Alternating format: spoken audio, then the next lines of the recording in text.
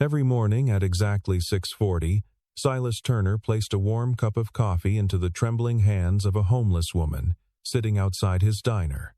No questions, no pity, just quiet kindness. For months, no one noticed, until one cold morning, 3 black SUVs pulled up. Men in tailored suits stepped out, scanning the street with sharp, methodical eyes. Then one of them pointed straight at Silas, and the woman on the sidewalk slowly stood up, no longer shaking. What happened next made the entire city realize they had been watching the wrong person all along.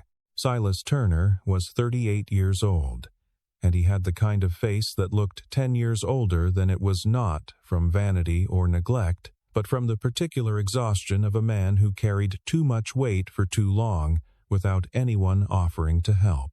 He owned a small diner on Callaway Street in the working-class neighborhood of Denton Falls, a narrow, slightly run-down place called the Morning Plate, with a hand-painted sign above the door that had been faded by 3 consecutive summers and never repainted. Inside, there were 9 tables, a cracked vinyl booth in the corner, and a coffee machine that made a grinding sound every morning before 6, but somehow never fully broke down. Silas had bought the diner 8 years earlier with every dollar he had and a loan he had spent every day since trying to repay. Back then, he had a wife and a plan. Now he had a daughter and a different kind of plan, one built entirely around making sure she never felt the weight of what they were missing. Her name was Lily, and she was 8 years old.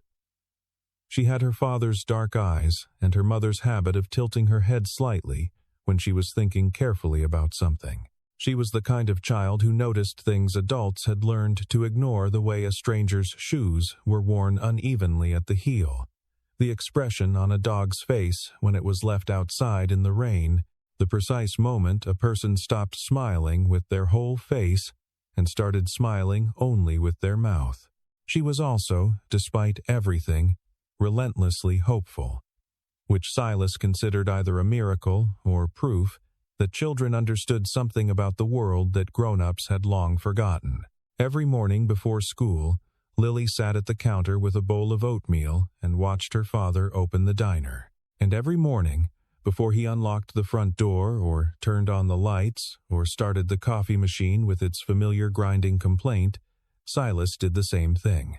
He filled a paper cup with fresh coffee, strong, 2 sugars, exactly the way she had once told him. She liked it in one of her rare, unguarded moments, walked outside into whatever weather the morning had decided to offer, and handed it to the woman who sat on the low concrete step beside the lamppost at the corner of the building. Her name was Clara Hayes, though Silas did not know that for a long time.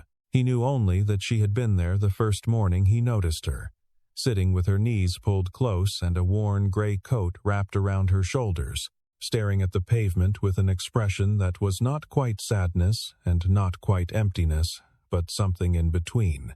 The look of a person who had made a decision that cost them everything and had not yet decided whether it was the right one. He had brought her coffee that first morning without much deliberation. He did it the next morning too. And then it simply became part of the routine, as unremarkable and essential as unlocking the door or starting the grill. Clara was somewhere in her mid-40s, though it was difficult to say with any certainty. Her hair was always tangled, her coat always the same worn gray, her shoes cracked at the seam above the left toe, but there was something about her eyes, dark, steady, unhurried, that did not match the rest of her. They were the eyes of someone who was not lost. Someone who was looking. Weeks passed, and then months, and the ritual continued without interruption. Silas brought coffee every morning.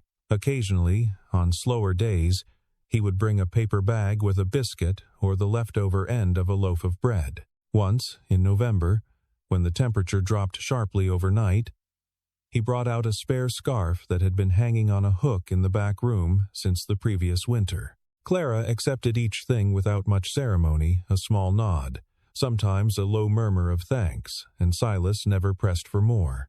He did not ask her story. He did not offer advice or suggestions about shelters.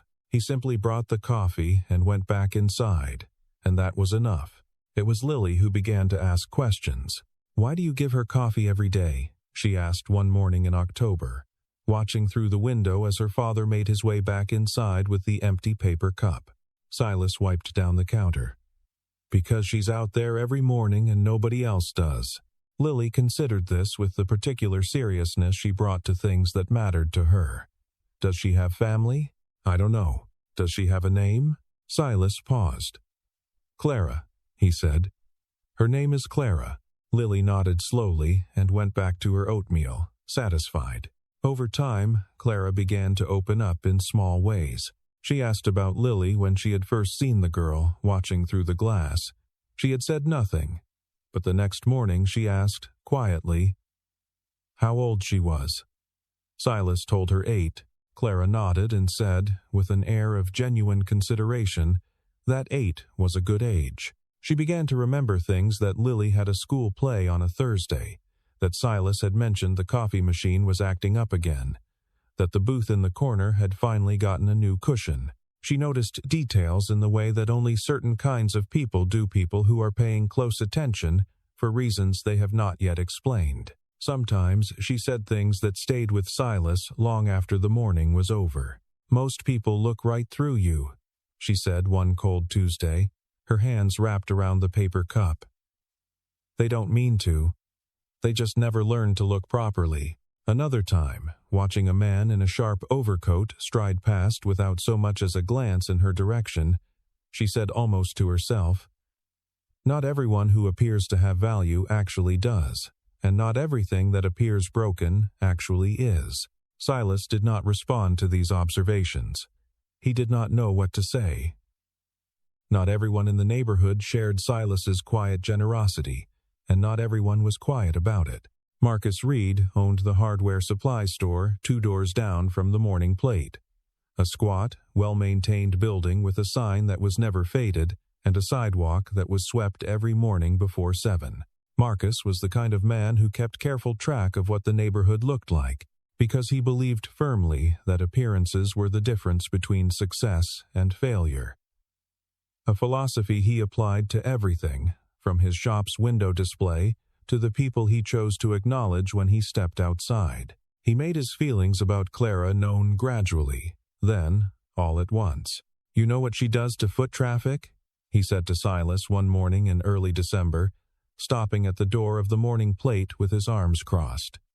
"People see her sitting there and they keep walking. They don't want to deal with it." "She's not hurting anyone," Silas said. "She doesn't have to hurt anyone. She just has to be there." Marcus shook his head with the practiced disappointment of a man who considered himself long-suffering. "You're running a business, Turner, not a charity." "Start acting like it." Silas said nothing. Marcus walked away. But Marcus was not wrong about one thing. Business at the Morning Plate had been declining for months. A new breakfast chain had opened on the opposite end of Callaway Street in September. With exposed brick and oat milk and a menu printed on reclaimed wood, and it was pulling the younger crowd that Silas had once relied on for a steady mid-morning rush. The bank had called twice in 3 weeks. The loan repayment schedule, which had always been tight, was now genuinely precarious. Silas had started doing the math on napkins at night after Lily went to bed, and the numbers never came out well. The worst morning came on a Thursday. A private security guard from the new development, being built 3 blocks over, had apparently been tasked with keeping the immediate area around the construction site looking presentable. No one was entirely sure whose authority he was operating under, but he was large and wore an expression that suggested he did not welcome clarification on the matter. He found Clara at her usual spot beside the lamppost, and he told her she needed to move on. Clara did not move quickly enough for his satisfaction. Silas came out the front door at the sound of raised voices and saw the guard gripping Clara's arm, not gently, and steering her off the step. He stepped forward without entirely deciding to put himself between them, and said in a voice that was steadier than he felt that the woman was not on the construction site's property, and he would appreciate it if she were treated with basic decency. The guard shoved him. Not hard enough to knock him down entirely, but enough to send him stumbling backward against the wall of his own diner. Lily, who